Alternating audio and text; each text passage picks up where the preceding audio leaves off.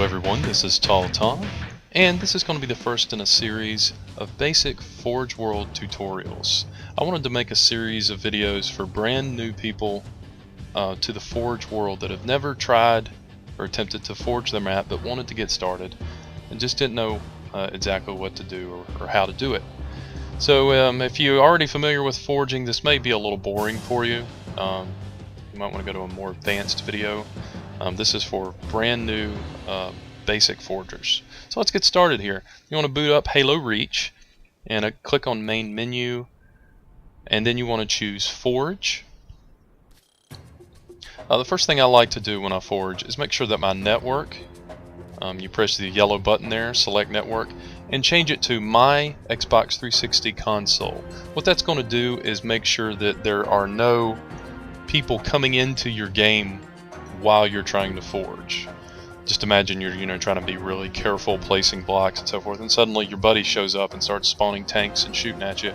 It's just distracting. I mean, you want to leave that on if you want to forge with someone, but for the purpose of this tutorial, it's a good idea to just turn that off. So you could it's like hanging out the do not disturb sign. You go into the game type and make sure that you select basic editing. This is what you're going to use to just create the structure of any map that you build in Forge World. So it's a good place to start. And of course the map you want to choose is Forge World. You just choose map, Forge World, Forge World. And this gives you a blank canvas to do your art, which that's what I see Forge is. It's art. It's art you can blow people up on, but it's art nonetheless. It's a way for you to express yourself and be creative and create a fun environment for you and your friends. So let's get in here and let's get started. So when you first spawn, you spawn in the Coliseum. And just a little word about callouts. If you look in the bottom left hand corner, you'll see the word Coliseum. And anywhere you are in Forge World, it will tell you where you are. So just a little tidbit there if you never noticed that before. As you can see, when you spawn in Forge World, you spawn as a Spartan. You have your gun, you have grenades, you can switch to the pistol. Well, actually you don't have the pistol, my mistake. But it just gives you a test. You're basically the test dummy as the Spartan to test out whatever maps you're making. If you notice, if you press up on the D-pad, the gun goes away and the cursor changes. You are now the monitor. I don't know if you've played through the Halo series, but the monitor is a floating robot. It's artificially intelligent. Guilty Spark 343 from Halo 1 was a monitor. The monitor is the Forge mode. That's the mode you go into to spawn objects and manipulate them. If you're a Spartan, you will not be able to do that. And anything you do as a Spartan does not affect your map. It's just a way to test it. So if we're going to build anything, you have to press up on the D-pad and become the monitor. And then anytime you want to go back to being a Spartan, you just press up again, and you will be the Spartan. Okay, so right off the bat, you notice there's really no structure built yet. That's because it's a blank canvas. The only thing that is here are these three ghostly-looking men with guns. These are initial spawn points. What an initial spawn point is when you start a game, and the very first place that you spawn into the game will be on top of one of these locations on any map in Halo. So in Forge World they place them here in the Coliseum by default. That doesn't mean you have to spawn here. You can delete these. In fact, we're going to do that. So let's turn into the monitor. A little tip on grabbing these guys. As you can see, this ghostly part here doesn't really count as an object. It's just there. The actual object is down here on the bottom. And a few movement tips on the monitor. When you're a monitor, you move forward and back and side to side just like a Spartan, and you can look around just like a Spartan. But there are a couple other movement options which come in very, very handy, which are vertical options. You can move up and down. To do that, you press the right bumper to go up and the left bumper to go down. If you're on default controls. This is nice, if you need to get up in here and place an object way up on the ceiling, you can just float up here and do it. Also, if you want to move quickly, press and hold the left trigger, and now you can see I can move very quickly. I can go up and down really fast. I can move across the ground very fast. So this is just a little faster way to get around if you hold that left trigger. Alright, so you noticed your cursor is usually blue unless you are selecting, or not even selecting, just pointing at an object, and you got to be close enough. See, if I'm too far away from this object, it does not turn green. So, but when you get within range, it will turn green, and you see a hand pop up. To grab the object, you press the A button, and the hand closes to indicate that you have now grabbed this object. While grabbing an object, you can look at it with the right thumbstick, and it does not change the object's location in any way. This is how you can just get a better view and see what you're doing a little better. So right thumbstick does not change the orientation of the object you're grabbing. The left one does, however. So if you push left, right, up, or down, see I'm moving around along the floor, and you can even use the bumpers to move it up or down if you would like. And so we have our initial spawn point here. If you notice, if you press A, when you let it go, gravity takes over and it falls back down to the floor. This is because the physics of the object are set to normal. You can change that, and let me show you how to do that. If you grab an object, or just select the object with the green cursor, you don't even have to grab it. Either way, when you press the X button, it gives you the object options. And there are a lot of options here. We won't get into all these for this basic tutorial.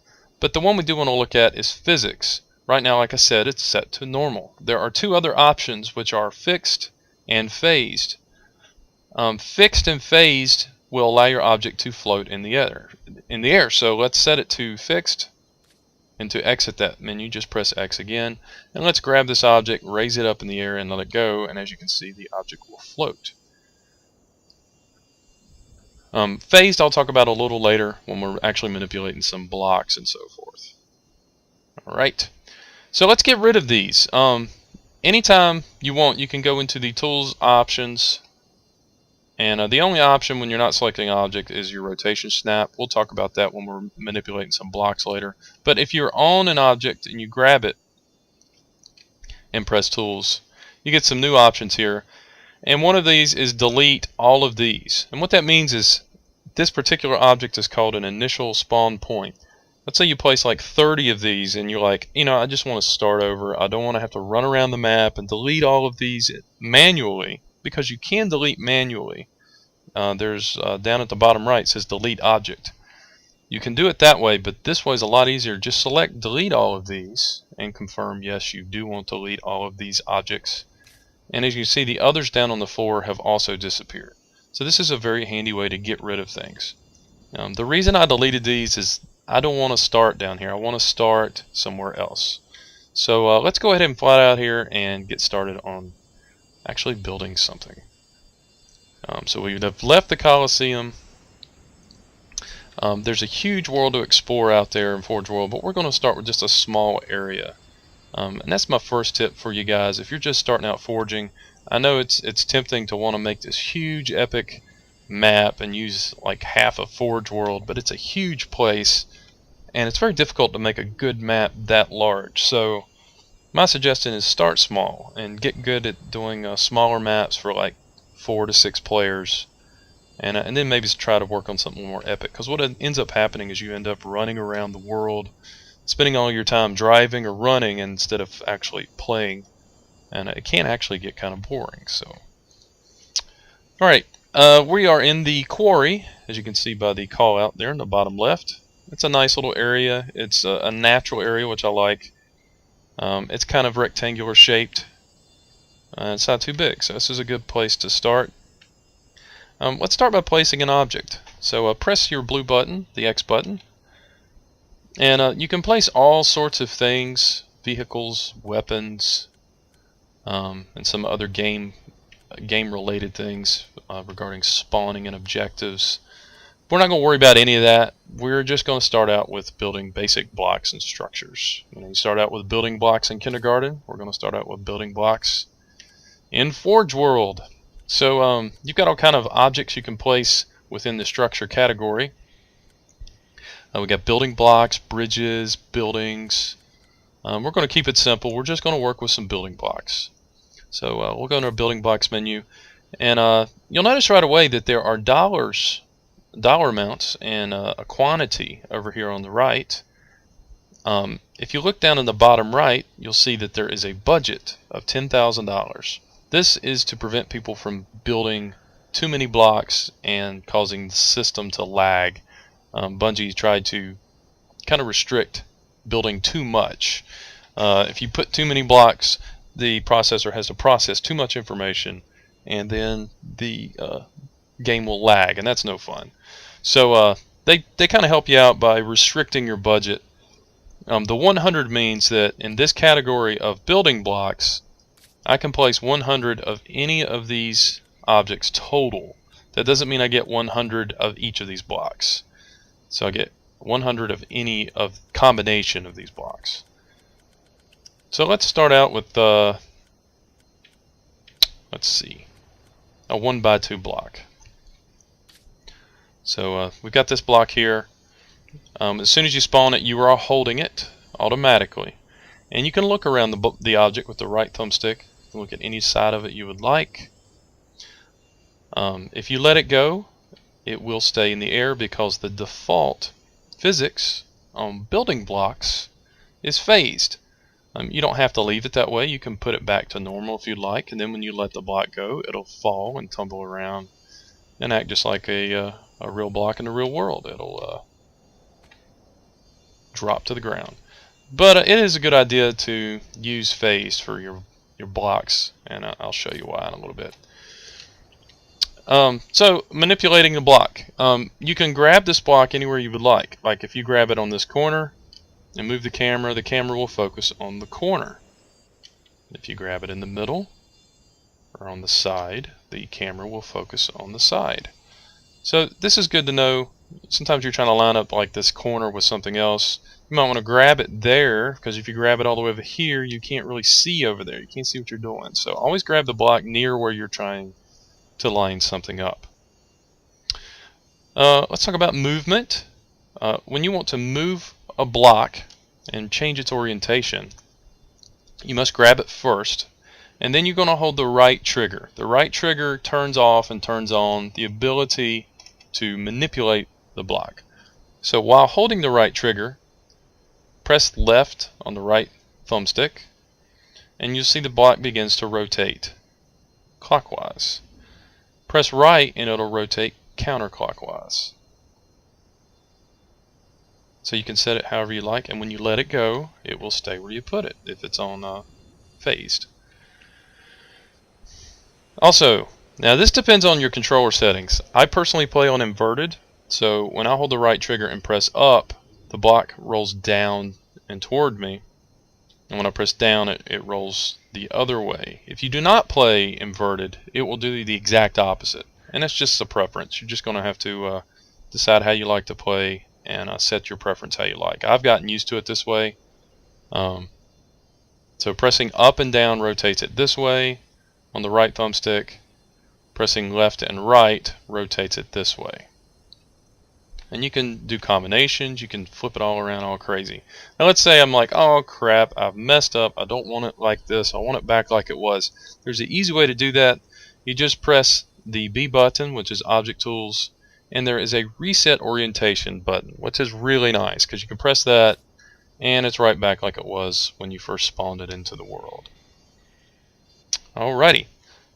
So that's basic object manipulation. There is one more direction you can turn this object, and you have to use the left thumbstick. So if you hold your right trigger and you press left on the left thumbstick, it will spin like this, and if you press right, it'll spin like this. Now up and down do not manipulate the object, they actually change your zoom. So if I press up on the left thumbstick, you get closer, and if I press back on the left thumbstick, you get further away. And this can be helpful. If you want to, see a bird's eye view of the object, you can back way up without letting it go. Or if you want to get into some fine detail, you can zoom in really tight by holding the right trigger, pressing up and down on the left thumbstick.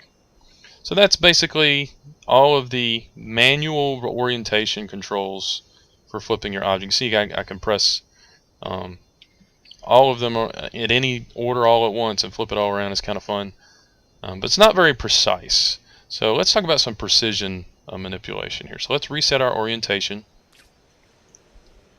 and press Object Tools and go to Edit Coordinates. Every spot in the world of Forge World has a coordinate location. It has a width, a depth, and a height. This particular block right now is set at this particular coordinate: 64.6 width, 214 depth, and 63.9 height. So if I change these numbers, you'll notice the block begins to move in a certain direction. Width will always move the block in these directions. Depth always moves the block in and out in these directions. And height moves it up and down vertically. So with these numbers, you can get a very precise placement of your blocks. You can also change the coordinates of the pitch, the yaw, and the roll, which is what I just demonstrated using the thumbsticks, but you can do it manually this way. So if I want to spin the block manually exactly 30 degrees, then you set it to 30 and it's set. Same thing with yaw and roll, but I want to keep this flat here, so we'll put them at 0. Alright, so coordinate editing I think is key to making very clean looking maps, and I'll show you what I mean by that.